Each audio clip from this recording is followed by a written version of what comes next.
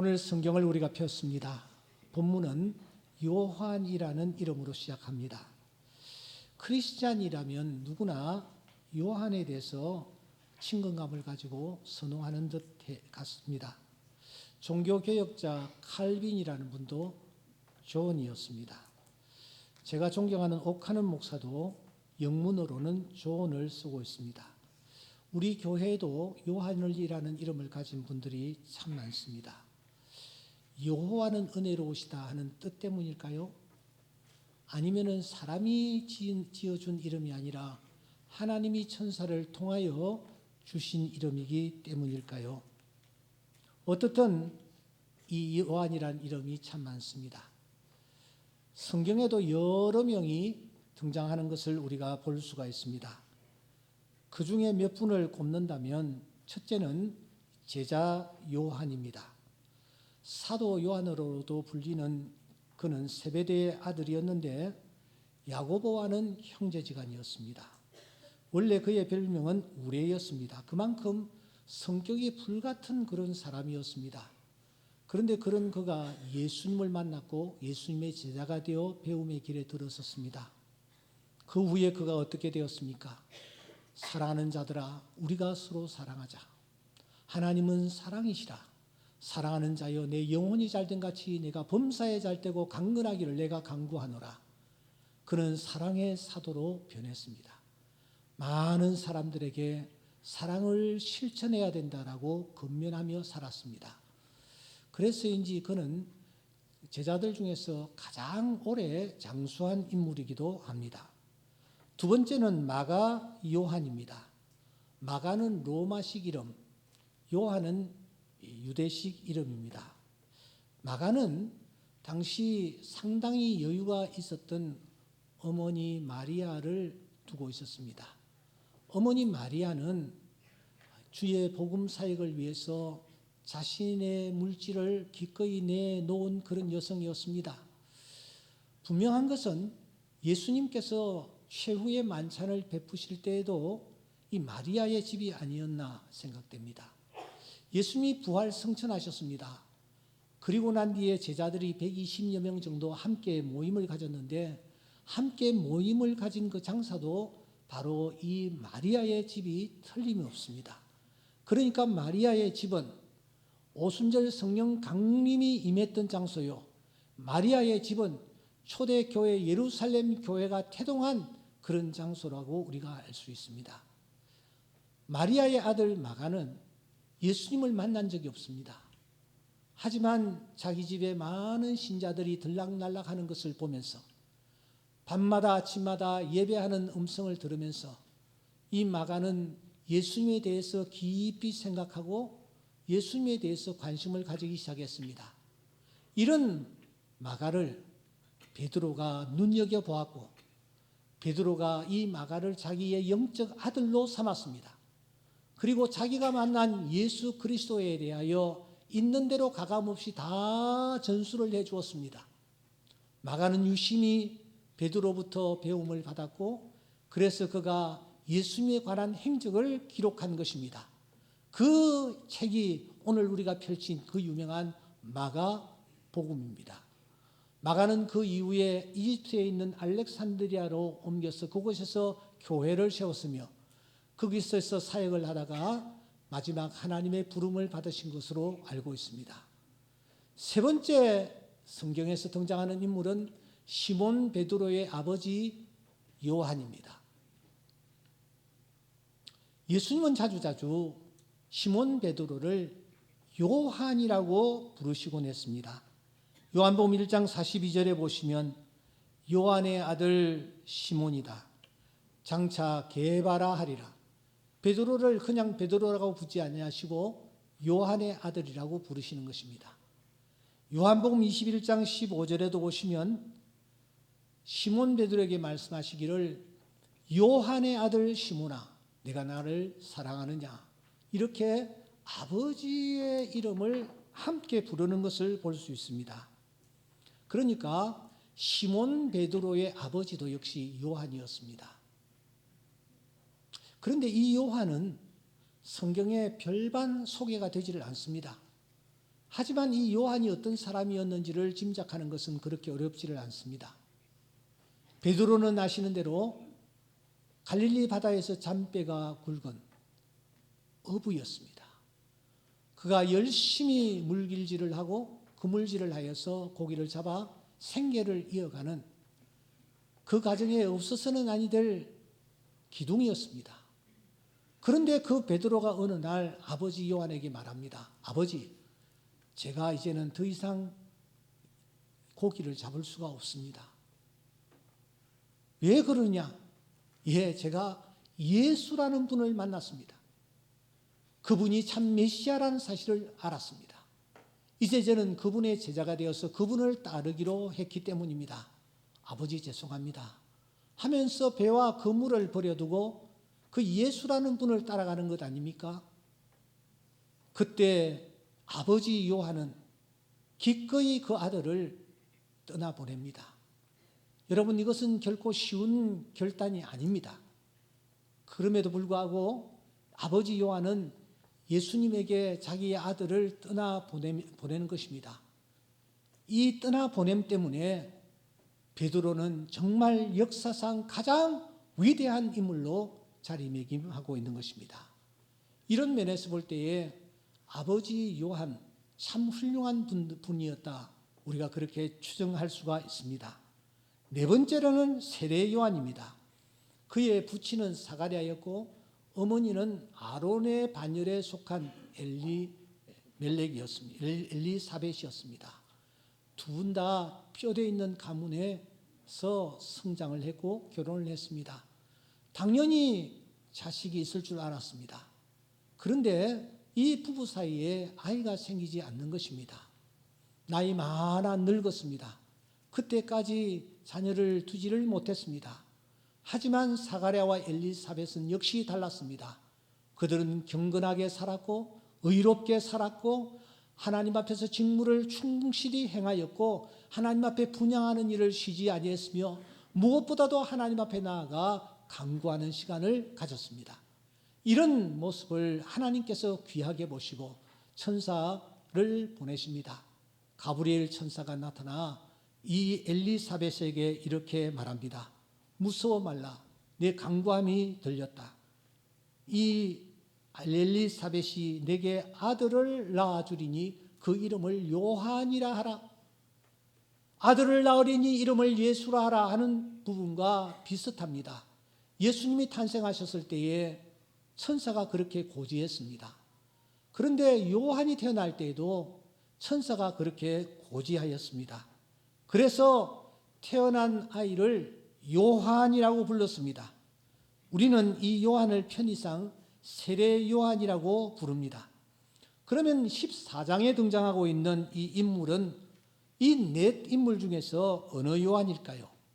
앞뒤 문맥을 살펴보면 네 번째 요한, 세례 요한임에 틀림이 없습니다. 그는 광야에서 회개의 세례를 베풀었습니다. 그때 온 유대 지방과 예루살렘에서 많은 사람들이 나와 머리를 숙였습니다. 회개의 세례를 베풀었습니다. 그러자 권력층에서 아연긴장하기 시작했습니다. 도대체 저 사람이 누구냐 이거야. 그러면서 30년 전 사건을 떠올립니다. 30년 전 그때에 베들레헴의 메시아가 탄생했다라는 소문이 돌자 헤롯을 위시한 권력층들이 그곳에 사람을 보내어 2살 아래에 있는 모든 남아들을 다 무참하게 살해하지 않았습니까? 안심을 하고 있었습니다. 그런데 다시 메시아 같은 자가 나타난 것입니다. 그래서 급히 특사를 파송합니다. 그리고 추궁을 합니다. 무려 6번에 걸쳐서 추궁을 거듭하는 것입니다. 네가 누구냐? 그리스도가 아니냐? 우리에게 말하라. 그때에 세례 요한이 단호하고 분명하게 말합니다. 나는 아니다. 나는 당신네들이 찾고 있는 그리스도가 아니다. 그러면 도대체 누구냐? 난 소리야. 나는 광야의 소리야. 이렇게 자신을 소개하는 것입니다. 요한이라는 분명한 이름이 있음에도 불구하고 그는 자신을 요한이라고 하지 않고 소리라고 얘기하는 것입니다. 그것도 광야의 소리라고 얘기하는 것입니다. 여러분 황량한 들판에 나아가셔서 소리를 한번 크게 질러 보십시오. 그 순간 여러분의 입에서 나오는 소리가 어떻게 됩니까? 산산이 부서져 형체도 없이 사라집니다. 나 광야의 소리야. 나 광야에서 외치는 자의 소리에 불과해. 세례 요한은 자기 자신이 그런 존재라는 것을 사람들에게 들려준 것입니다. 그러면서 자기를 향하여 찾아오는 자들을 향하여 그는 크게 소리 지릅니다. 이 독사의 자식들아, 누가 너희를 가르쳐 임박한 진노를 피하라 하더냐? 회개에 합당한 열매를 맺어라. 속으로 내가 아브라함의 자손이라는 사실을 생각하지를 말아라. 하나님이 능히 돌들로도 아브라함의 자손이 되게 하시느니라. 이 외침 앞에 수많은 사람들이 자기 죄를 자복합니다. 그리고 세례를 받는 기이한 일이 일어납니다. 그런데 그 요한이 오늘 본문에 보십시오. 감옥에 갇혀 있습니다. 도대체 세례 요한이 무슨 잘못을 저질렀단 말입니까? 무슨 죄목으로 그가 지금 감옥에 갇혀 있단 말입니까? 오늘 성경에는 침묵합니다. 그러나 마태는 우리의 궁금증을 풀어줍니다. 마태복음 14장 3절과 4절에 보시면 헤롯이 동생 빌립의 아내를 취한 듯 합니다. 그 사실을 알게 된 요한이 헤롯에게 말합니다. 당신이 그 여자를 차지한 것이 옳지 않다. 설명이 좀 필요합니다. 여기에 헤롯은 헤롯 안디바를 뜻합니다. 여러분 출애굽기서를 읽어보시면 바로가 많이 나오는데 그 바로가 한 사람이 아니에요. 애굽에서는 왕을 바로라고 불렀기 때문입니다. 마찬가지로 이 유대 나라에서는 왕을 헤롯이라고 불렀습니다. 그러므로 성경에 나오는 헤롯이 동일한 인물이 결코 아닙니다. 오늘 이 본문에 등장하고 있는 헤롯은 정확하게 말씀드리면 헤롯 안디바스입니다. 이 안디바스가 동생의 아내를 취했나 봅니다. 하지만 이 동생의 아내를 취한 것은 왕으로서 할 수 있는 일이 아니라 아주 잘못된 것이었습니다. 왜냐하면 이 헤로디아가 헤롯과 재혼을 한 이것은 아주 그 당시 윤리적으로도 성경적으로도 잘못되어 있었습니다. 제가 가계도를 정확하게 설명을 해드릴 수가 없습니다. 이렇게 됩니다. 헤로디아 있지 않습니까? 이 헤로디아는 자기 어머니의 동서가 됩니다. 헤롯 안디바와 결혼을 하면서 말입니다. 이 헤로디아는 자기 어머니와 동서가 되면서 동시에 이 헤로디아는 어머니의 아주머니 뻘이 되는 것입니다.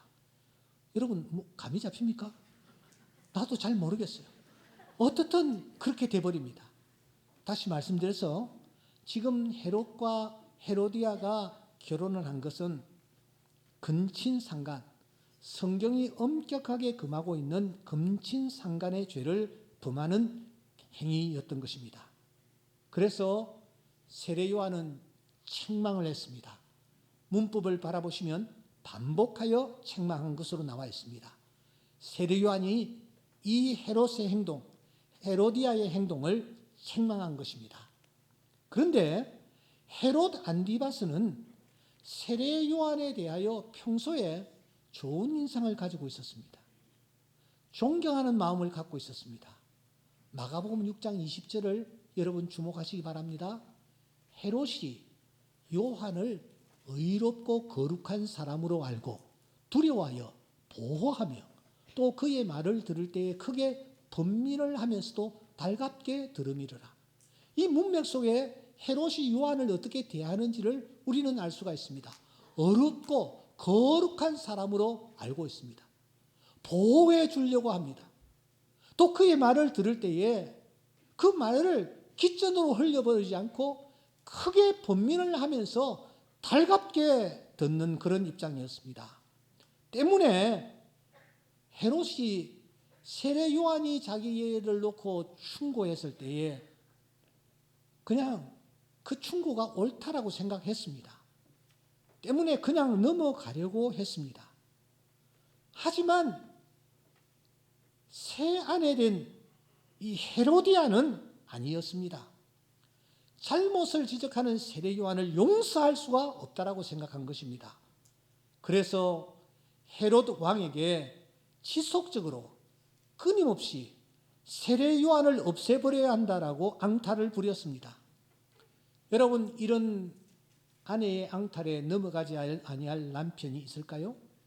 이불 속에서 계속하여 주장하는데 여러분, 남편의 마음이 얼마나 흔들렸겠습니까?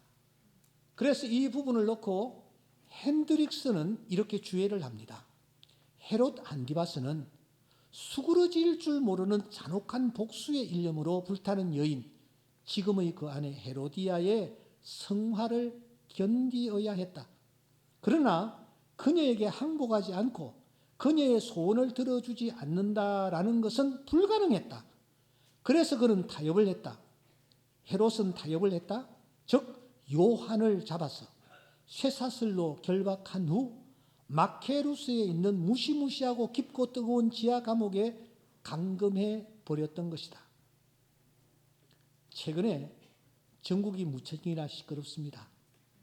어떤 칼럼니스트는 칼럼의 제목을 나라인가 아내인가 라고 뽑기까지 했습니다. 내용을 보니 정치에 대한 헌신은 종교적 순교보다 어렵다. 대통령은 나라와 아내 어느 하나를 선택해야 한다. 시간이 얼마 없다. 누구에 대한 이야기인지 짐작하실 것입니다. 또 어떤 칼럼에서는 정부에서 한 자리씩 맡은 사람들이 사석에서는 제2부속실 설치는 왜 이렇게 늦어지는 거냐? 대통령 비서실장은 도대체 뭘 하는 거냐? 누군가 대통령에게 직언을 해야 하는 것 아니냐? 하면서 수군된다고 합니다. 또 어떤 이는 상남자의 비뚤어진 사랑 때문에 이 나라의 법치가 무너지고 있다. 이렇게 일갈을 하고 있는 것입니다. 여러분, 가정에서 아내가 계속하여 바가지를 긁고 계속해서 어떤 것을 주장할 때에 참 이 부분을 그냥 넘기기가 어려운 것입니다. 헤롯 왕이 마찬가지였습니다. 헤로디아의 불타는 복수 앞에 헤롯 왕은 무너졌습니다. 그래서 요한을 감옥에 가둔 것입니다. 하지만 세례 요한은 이게 끝이 아니라고 알았습니다. 왜냐하면 헤로디아라는 여인이 어떤 여자인지를 알고 있었기 때문입니다. 자신을 감옥에 가둬놓는 정도로 만족할 여인이 아니라 이 여인의 복수심은 끝이 없다라는 것을 알았기 때문입니다. 그래서 이 여인이 앞으로 어떤 일을 저지를지를 이 세례 요한은 내다보고 있었습니다. 지금 그가 갇혀 있는 감옥에 시시각각 죽음의 그림자가 다가오고 있는 것입니다. 여러분, 그때의 심정이 어떠했습니까? 저는 자주 제 이 핸드폰에 시한부를 살아가는 성도들의 글귀들이 많이 실려 있습니다. 얼마 남지 아니했습니다. 점점 내용이 간절해집니다. 그러다가 얼마 남지 아니한 시점에서는 삶을 포기하는 듯한 글귀를 보내오고 있는 것입니다. 세례 요한이 그런 심정입니다. 여러분들 혹시 교도소에 가보신 적이 있습니까? 교도소에서 생활해 보신 적이 있습니까? 저는 청주교도소와 의정부교도소 그리고 기독인들이 세운 소망교도소 이 세 교도소에서 예배를 인도한 적이 있습니다. 수의를 입은 분들을 앞에 앉혀놓고 말입니다.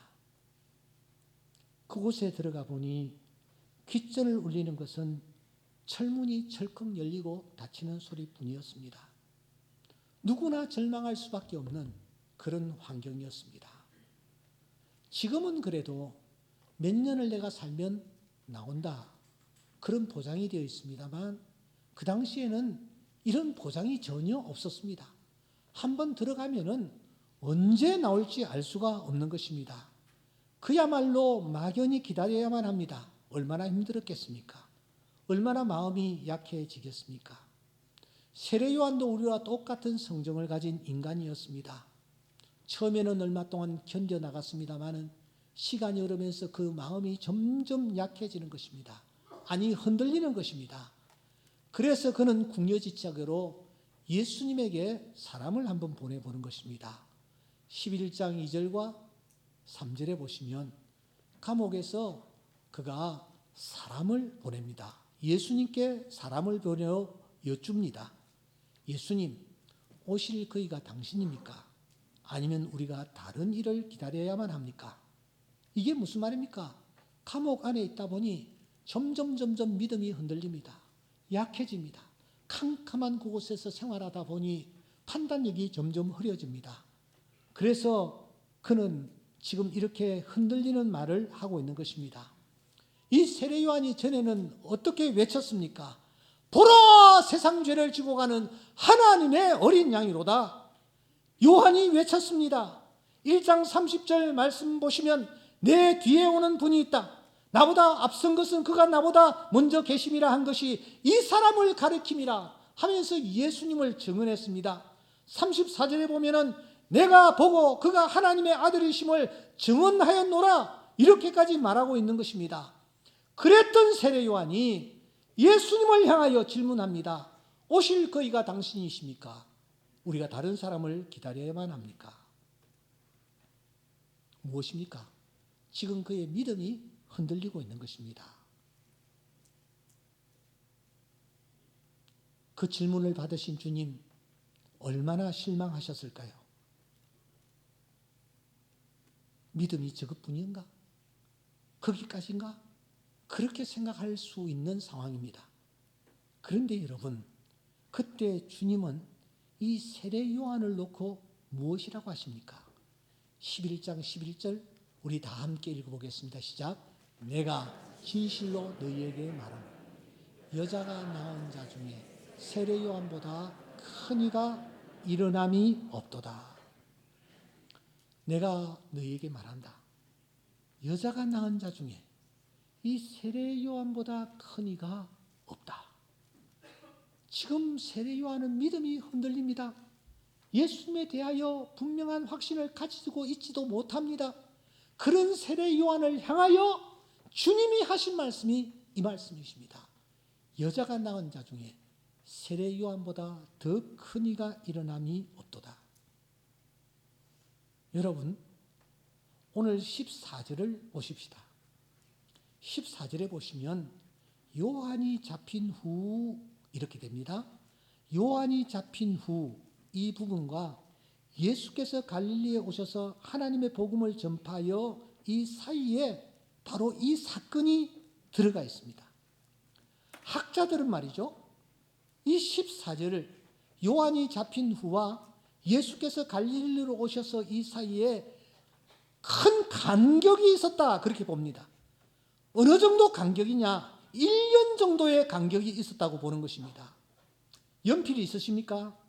오늘 14절 요한이 잡힌 후 그 다음에 체크를 하나 하십시오.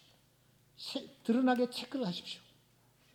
그리고 요한이 잡힌 후 다음에 예수께서 갈릴리로 오셔서 그 사이가 지금 간격이 있다라는 것을 꼭 메모해 놓으시기 바랍니다. 왜냐하면 이 두 사이에 큰 울림의 메시지가 담겨 있기 때문입니다. 그 메시지가 무엇입니까? 사랑하는 여러분, 예수님이 지금 아주 중요한 가르침을 우리에게 주십니다. 그게 뭐냐? 복음 전파보다 앞서야 할 것이 있다라는 것을 우리에게 말씀하신다라는 것입니다. 무슨 말입니까? 여러분 14절과 15절 14절 하반절과 15절은 예수님께서 복음을 전파하시는 현장이지 않습니까? 그런데 여러분, 복음 전파보다 먼저 하신 일이 있습니다. 그게 무엇입니까? 하나님 나라를 소개하시기에 앞서서 예수님이 하신 일이 있습니다. 예수님이 이 땅에 왜 오셨습니까? 우리에게 하늘나라를 전파하시기 위하여 오셨습니다. 복음 전파를 위해서 주님이 오셨습니다. 그런데 그 주님이 복음 전파보다 먼저 어떤 일을 하고 계십니다. 그 어떤 일이 무엇입니까? 사랑하는 여러분, 지금 예수님은 격려하는 일을 먼저 하고 계십니다. 격려하는 일을 더 우선순위에 두고 계십니다. 복음 전파를 위해서 오신 분이라면 복음 전파에 최선을 다하고 거기에 심혈을 기울이며 거기에 우선순위를 두셔야 합니다. 그런데 예수님이 오늘 14절 요한이 잡힌 후 그 사이에 복음을 전파하시기 전에 주님이 무엇을 하시는가? 사랑하는 여러분, 격려하는 일을 먼저 하고 계신다라는 것입니다. 이 일을 선행하지 않고는 복음 전파가 효과가 없다라는 것을 우리에게 가르쳐 주십니다. 이것을 먼저 하지 않고는 오히려 예수 전하는 자들이 손가락질을 받게 된다라는 것을 가르쳐 주시는 것입니다. 때문에 주님은 사역의 첫 출발점을 격려로 시작하십니다. 백부장을 향하여서도 격려하십니다. 아무에게도 이런 믿음을 내가 보지 못하였노라. 수르보니게 여인을 향하여 칭찬하고 격려하십니다. 네 믿음이 크도다. 내 소원대로 되리라. 12회를 혈루증으로 앓던 여인에게도 말씀하십니다. 딸아, 내 믿음이 너를 구원하였으니 평안히 가라. 내 병에서 놓여 건강할지어다. 사랑하는 여러분, 저를 잠시 보십시오. 나는 어떠합니까? 우리에게 주신 사명이 있습니다. 그것은 복음을 전가하는 사명입니다. 너희는 가서 모든 족속으로 제자를 삼아 아버지와 아들과 성령의 이름으로 세례를 주고 내가 너희에게 분부한 모든 것을 가르쳐 지키게 하라. 주님이 우리에게 대사명을 주셨습니다. 복음을 전하는 사명을 우리에게 주셨단 말입니다. 그런데 주님은 오늘 이 본문을 향하여 말씀하십니다. 너희들에게 그 사명이 있는 것은 틀림없어. 그러나 먼저 복음 전하기 전에 너가 만난 사람에게 격려하는 일을 먼저 해라고 말씀하십니다. 교회에서 모임을 가질 때, 전도회가 모일 때, 같이 식사를 하고 교제를 나눌 때 주님처럼 격려를 하는 자가 되라는 것입니다. 복음 전파하는 것보다 내 곁에 사람을 격려하는 일을 먼저 하라고 우리에게 알려주시는 것입니다. 잊지 마십시오. 우리는 전도하는 자가 되어야 합니다. 그러나 주님은 전도하시기에 앞서서 내 곁에 있는 사람을 격려하는 일을 먼저 하셨다는 사실을 기억해야 합니다. 두 번째, 순교의 첫 제물이 바쳐지는 현장입니다. 빌립의 아내 헤로디아가 그냥 있지를 않았습니다. 세례 요한을 감옥에 가두어 두는 것으로 성이 차지 않았습니다. 그래서 그는 흉계를 꾸밉니다. 딸을 헤롯의 생일 축하 파티에 내보내죠. 춤을 추게 했습니다. 한껏 흥이 올랐던 헤롯은 만조백관들이 있는 자리에서 자기도 모르게 크게 소리를 지릅니다. 야, 내 소원이 무엇이냐? 내가 다 들어주마. 그 소리를 접한 헤로디아가 딸을 불러서 귀에다가 속삭입니다. 속은댑니다. 그리고 에미가 시키는 대로 그가 헤롯에게 나아가 이렇게 말합니다. 세례 요한의 머리를 소반에 얹어 나에게 주십시오. 여기서 나에게 주십시오. 천만 뜻밖의 청을 받았던 헤롯, 마음이 내키지를 않았습니다. 세례 요한이 그렇게 잘못한 일이 없기 때문입니다. 옳은 말을 했을 뿐입니다. 그러나 이미 엎질러진 물입니다. 다시 주워 담을 수가 없었습니다. 그래서 세례 요한의 목이 소반에 얹히는 것입니다. 세례 요한이 장렬하게 순교하는 것입니다. 최후의 선지자, 최후의 나시린이 새 시대를 여는 썩어지는 하늘의 미랄이 된 것입니다. 무엇이 세례 요한으로 하여금 순교의 자리까지 나아가게 했습니까? 그는 지난날 분명 흔들리고 있었습니다. 믿음이 흔들리고 있었습니다. 이 사실을 아신 주님이 그의 믿음을 비판하거나 책망하지 않습니다. 한마디도 비판하지 않습니다. 더군다나 당사자가 없는 현장에서 이러쿵저러쿵 하며 뒷담화하지 않습니다. 오히려 예수님은 그를 격려하십니다. 칭찬하십니다. 최고로 높여줍니다. 여자가 낳은 자 중에 세례 요한보다 더 큰 이가 일어남이 없다라고까지 말하는 것입니다. 왜 그랬을까요? 지금 세례 요한에게 필요한 것은 첫째도 격려, 둘째도 격려, 셋째도 격려였기 때문입니다. 세상을 구원하시기 위하여 이 땅에 오신 주님, 그 주님이 복음을 전하기에 앞서서 다른 사람을 격려하는 일이 참 중요하다라는 것을 오늘 우리에게 보여주는 것입니다. 저의 지나간 목회 현장을 돌아봅니다. 언제 힘들고 어렵지 않을 때가 있었을까요? 그 중에 가장 어려웠을 때는 코로나 때였습니다. 교회는 텅 비어 있었습니다. 예배를 드릴 수가 없었습니다. 교인들을 접촉할 수가 없었습니다. 이제는 역사가 BC와 AD가 아니라 코비 전과 코비 후로 양분될 것이란 말이 그를 뜻하게 퍼져나가고 있었습니다. 정말 힘들었습니다. 그런데 그러던 어느 날 제게 이 편지가 하나 도착을 했습니다. 이런 내용입니다. 그냥 그대로 읽겠습니다. 귀하신 목사님께, 하나님께서 너무나 좋아하시고 사랑하시는 목사님께 감사의 인사를 드릴 수 있음이 영광이고 하나님께 감사드립니다. 설교를 영상으로 들으면서 메시지가 너무 은혜가 되어 가능하면 자주 주일 설교를 들으면서 어려운 시대에 진리를 제대로 가르치시는 목사님, 겸손하신 목사님, 설교를 잘하시는 목사님이 대한민국 교회를 책임지고 계심에 정말 고맙고 감사하다는 생각을 늘 하고 있습니다.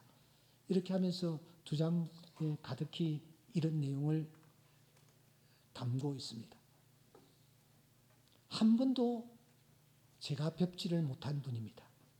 저 남쪽 부산의 송도라는 곳이 있는데 그곳에 있는 조그만 교회를 섬기는 집사님이십니다.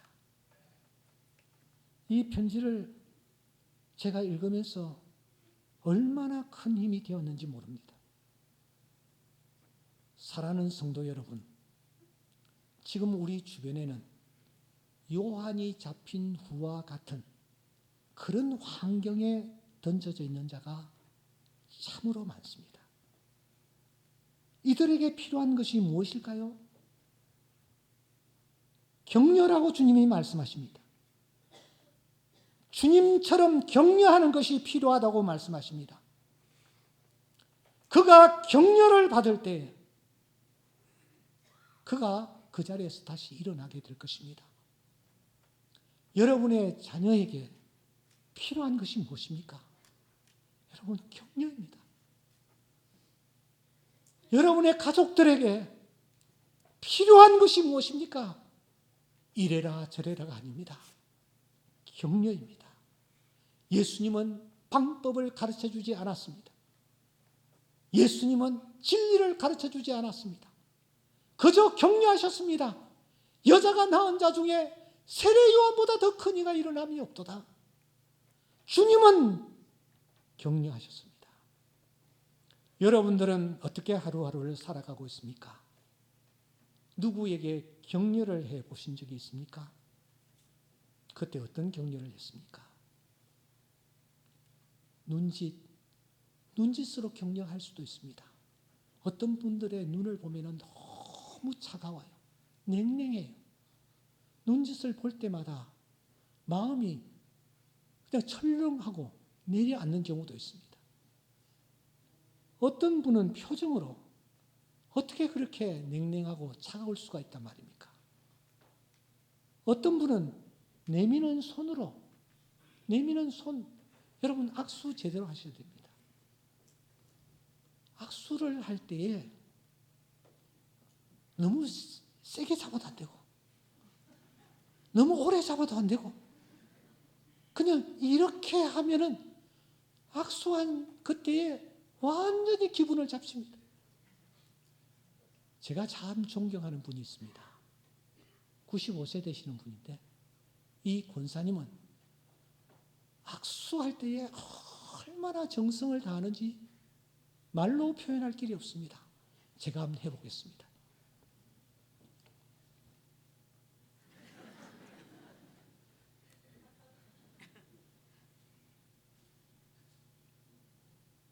이 권사님은 시선을 집중하십니다. 손을 내미시고 고개를 숙이면서 이분이 따뜻하게 손을 내밉니다. 이 권사님과 한번 악수를 하고 나면은 일주일 동안 마음이 참 쾌활하고 기쁩니다. 그런데 어떤 분들은 그 반대의 경우가 참 많이 있는 것 같아요. 오늘 3부 예배 마치고 난 뒤에 제가 위에 있을 것입니다. 여러분들이 어떻게 악수하시는지 제가 좀 테스트를 할 가능성이 좀 있어요. 어떤 분들은 그냥 피해버리는 분도 있어요. 모른 채 하면서 지내가요. 여러분, 우리가 격려자로 부름을 받았다는 사실을 기억하고 크든 작든 좋은 격려자가 되기를 힘써야 될 줄 믿습니다. 제가 이 말씀을 준비하다가 평소에 혼자서 가는 조그만 식당이 있습니다. 2시 반쯤 되어서 점심을 먹으려 갔는데 그 집은 반찬이 3가지밖에 안 나와요. 그런데 늦게 가서 그런지 그 반찬이 그렇게 맛이 있더라고요. 그래서 제가 그 음식을 만드는 그 아주머니들에게 야, 오늘 정말 반찬이 맛이 있다고. 이랬더니 목사님 정말이에요? 진짜예요? 하면서 이분들이 얼마나 기뻐하는지 모릅니다. 이 가정은 남편이 저하고 나이가 똑같았는데 얼마 전에 세상을 떠나고 두 분이서 조그마한 가게를 운영하면서 생계를 이어가는 가정입니다. 필요한 것이 무엇입니까? 반찬이 짠이 싱겁니? 그게 아닙니다. 그저 맛있다고 하면은 그들이 힘을 얻는 것입니다. 격려하는 것은 그렇게 어려운 일이 아닙니다. 내 주변 사람들의 마음을 시원하게 해주는 것이 격려입니다. 오늘부터 우리 모두가 격려자로 살아갈 수 있기를 주의 이름으로 축원합니다. 비판을 받지 아니하거든 비판하지 말라. 우리가 남을 격려할 때에 그 격려가 나에게로 돌아오게 될 것입니다. 여러분, 전도하는 것, 복음 전파하는 것 대단히 중요합니다. 하지만 예수님께서는 이 땅에 오셔서 복음 전파하는 것보다 먼저 해야 할 것이 바로 격려라는 것을 우리에게 알려주시는 것입니다. 히브리서 10장 24절 말씀을 기억하십니까? 서로 돌아보아 사랑과 선행을 격려해라. 그날이 가까움을 볼수록 더욱 그리해라. 너희의 하나님이 이르시되 너희는 위로하라. 내 백성을 위로하라. 말씀하셨습니다. 이 말씀대로 다른 사람을 격려하는 일에 우리가 힘을 다하여 나로 말미암아 그가 쓰러진 자리에서 일어나고 또 주저앉았던 자리에서 다시 힘을 얻고 주어진 일을 감당해 나가는 그런 자들로 만들어질 때에 하나님께서 그런 자에게 큰 은혜를 입혀 주실 줄 믿습니다. 이 은혜가 우리 모두에게 넘칠 수 있기를 주의 이름으로 축원합니다.